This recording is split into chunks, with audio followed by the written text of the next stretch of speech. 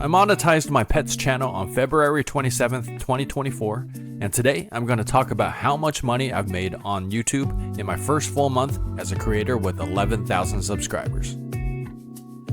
Hi, if you're new here, I'm Thomas, and I make content here on YouTube primarily talking about my pet Gandalf and corgis in general. Today we're going to try something different. We're going to talk about how much money I've made on YouTube as a YouTube partner for my very first month of monetization. This kind of content really catches my interest. I've binge watched tons of videos where creators spill the beans about their YouTube earnings, how much they made in a year. When I finally got monetized, I had this wild idea that in my first month I'd probably rake in a whopping $5, but thankfully that wasn't the case. I thought it'd be intriguing to share some behind the scenes info with those of you who are curious about this aspect of content creation. Show me the money! Transparency matters to me, especially when it comes to finances. Ultimately, my earnings don't impact you, so why not have an open conversation about what it's really like to make money as a creator? For those thinking about starting a YouTube channel with your pet, hope this puts some perspective into whether if it's worthwhile to invest in creating a YouTube channel. For those that are planning to start your YouTube journey, be sure to stay until the end of the video and I'll share some of the tips that we've learned based on our experience here on YouTube. Alright, so let's dive into the monetization requirements. Now, you might already be familiar with the YouTube Partner Program, but in case you're not, it's essentially a way for creators like us to earn money on YouTube.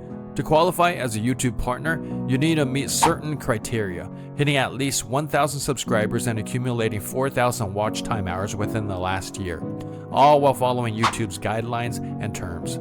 From what I've gathered, talking to fellow creators, it seems that reaching 1,000 subscribers is often easier than meeting the watch time requirements. That's definitely true for us. The other option is to have 10 million views on YouTube Shorts. 10 million.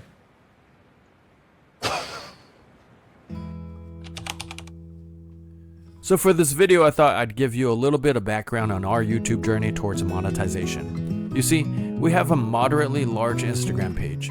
At the time we started the channel in October 2021, we had about 130,000 followers there.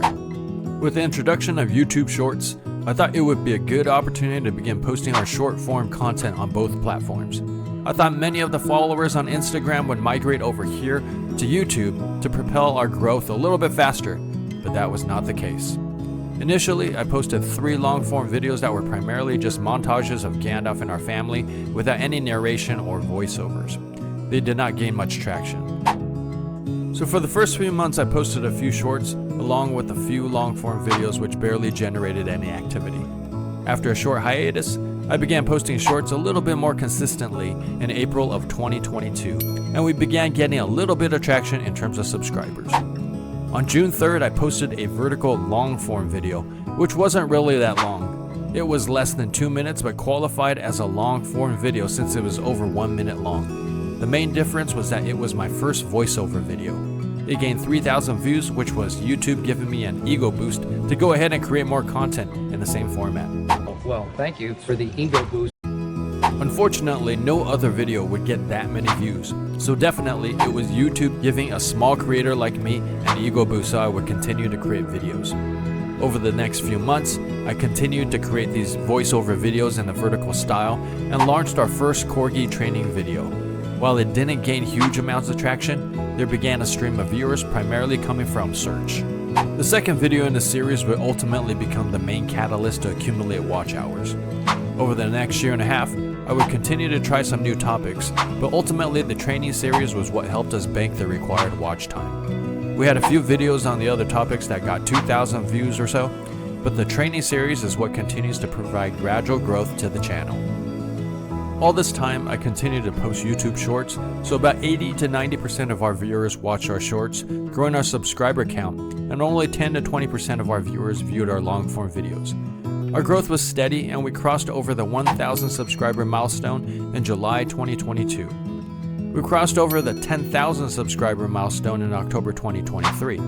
With the accumulation of the videos that we would sporadically post over the year, we were getting more views each day. We never experienced a viral growth video, and hopefully that will come eventually like many of the creators here on the platform. But overall, we've had a slow and steady growth toward the 4,000 hour watch mark. When steady wins the race. We hit the 4,000 watch hour mark at the end of February, which was incredibly exciting for me. I wasted no time and headed straight to my YouTube Studio dashboard to check if my monetization tab had become available. To my delight, it was there, so I immediately applied. After a brief review period, I received an email confirming my acceptance within a few days. From that moment on, my channel began serving ads and our channel started earning money. It's worth noting that YouTube won't send you a paycheck until you reach a minimum threshold of $100 in earned revenue. Therefore, the money I'm discussing in this video is what I've earned over approximately 30 days, but I won't receive the payment from YouTube until the end of April. So now, let's go ahead and talk about the numbers. So let me go ahead and pull up the analytics for you guys. Okay, so here we are in my YouTube Studio dashboard. This is the back end of my YouTube channel where I can see all of my analytics, as well as comments and other things. And so if you've never seen this before, this is what it looks like. You'll see here that this is my watch time hours in March, which is the last full month that I've been monetized. And so this last month, I've accumulated 811 hours of watch time for long form videos and 273.3 hours for short form videos. In total, that's 1,084 hours. And so, as we mentioned earlier, you need 4,000 watch time hours in the last 12 months to be monetized. And so in March, I got about 1/5 of that in long form watch hours. If we scroll down, we'll see that I made $129.36 in total revenue last month. That's around 12 cents for every hour people watched my content. Honestly, I'm pretty amazed at how much I've made in my first month on YouTube. When I see all this, I just get really super pumped and excited about what's to come. If you've made it this far into the video, thank you. As promised, here are several tips for those thinking about beginning your YouTube journey. Number 1, just start creating. For those of you on the fence where you want to start a YouTube channel, but something is holding you back, my advice to you is just to start. As I shared, we've had our own progression, and I'd like to say that I feel like I've gained some skills along the way. Each component of YouTube, whether it be scripting, recording, shooting video, editing, is difficult, and nothing beats experience. I believe my first videos were terrible. And there's a reason why they didn't gain any traction. I'm still learning, and with each video I post, I do expect to get better.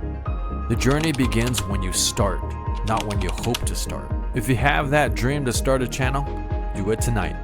Comment below if you've done that, and I hope to see you succeed on your YouTube journey. Number 2, find a niche.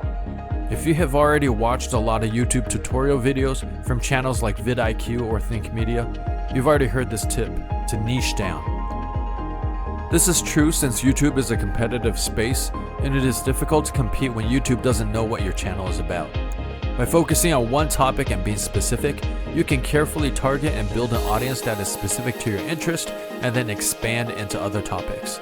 This is definitely true with our channel, as we have found success in a corgi training niche and hope to branch out to other niches as the channel grows and matures. Number 3, find a way to be consistent. We've taken so long to get monetized primarily because I have not been consistent with posting videos. With a full-time job, 2 young kids, and life in general, I would consider YouTube as a hobby. Additionally, I also spend a lot of time on Gandalf's Instagram page, and so I'm stretched thin. While it would be a dream for me to be a full-time content creator, I have too much to lose with my obligations, and I'm already creating content late into the evenings, as that's the only time I have. I know for a fact if I can devote more time to posting long-form videos, this channel will grow.